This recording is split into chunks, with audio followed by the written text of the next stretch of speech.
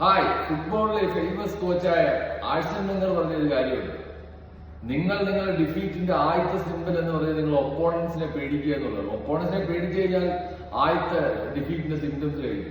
ഒരു കാരണവശാലും നമ്മൾ ഭയക്കാൻ പാടില്ല എന്നുള്ളതാണ്. Football is A game, 90 minutes ഗെയിമാണ്.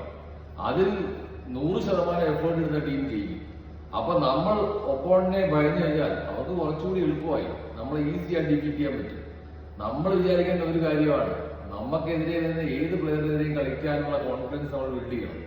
അതാണ് നമ്മുടെ മെന്റൽ സ്ട്രെങ്ത് എന്ന് പറയുന്നത്. മെന്റൽ സ്ട്രെങ്ത് എന്ന് പറയുന്നത് കളിച്ച എക്സ്പീരിയൻസിലൂടെയാണ് പലപ്പോഴും കിട്ടുന്നത്.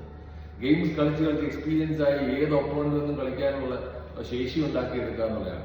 അതുകൊണ്ട് ആഴ്സൺ വെംഗർ പറഞ്ഞത്, നിങ്ങൾ ഒരു കാരണവശാലും ഭയക്കരുത്.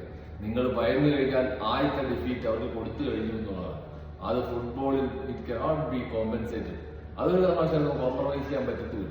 Never fear the opponent, play with courage. Football ഇനിയും വ്യത്യസ്തമായ വീഡിയോ കാണാം. Thank you.